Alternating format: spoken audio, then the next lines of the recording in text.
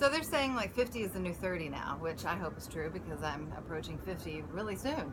Um, but when we are thinking about living longer, which people are living longer, it gives us a lot more opportunity to expand our mind and our life in general. It actually, though, causes people a lot of stress and anxiety. Aging is a stressful process. We get stressed about finances, about our body, our physical health, about those that we're losing around us. It becomes a time of a lot of grief. So how can we move through this time period, and what does it look like to live longer and also happier? One thing that comes to mind is this reflection of self and reinventing ourselves regularly. The happiest people that I know, including myself over the last 5 to 10 years, are people that are constantly reinventing and living out new dreams in their life.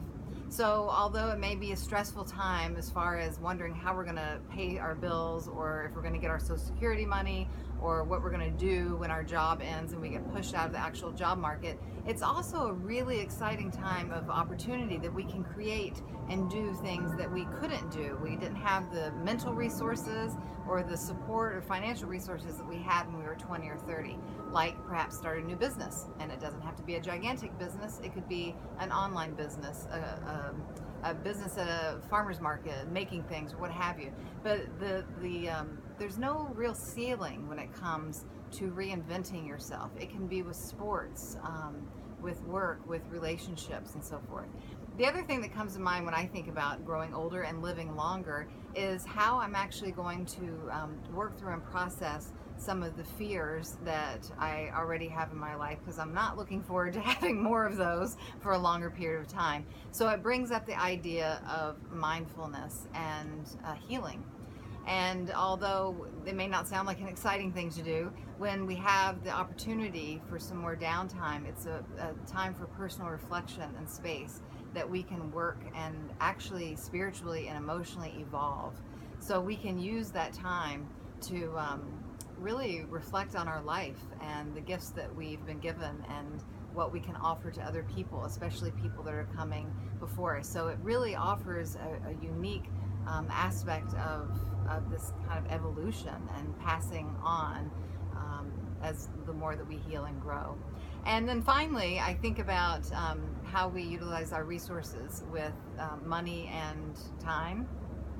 And this is a stressful conversation for a lot of people because everyone's afraid that we're going to run out of what we need. And it's time right now to start thinking about planning, and also planning on trusting yourself and those around you. It's a time of building. In our 50s and 40s and 50s and 60s, it's still a time of building. Gone are the days for most people who plan to retire when they're 60 and just hang up their hat and travel the world. If you can do that, that's wonderful. But for a lot of us, this is the time where we're really still getting our momentum and building and saving and growing.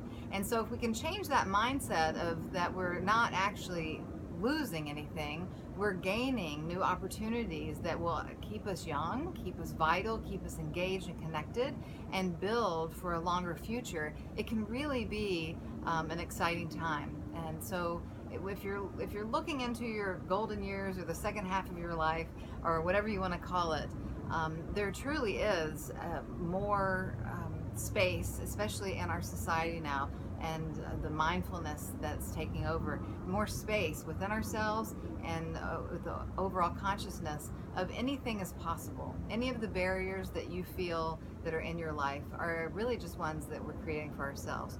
So get out there and go get them, and I'm right there with you, and your dreams are still possible. Just keep reinventing them.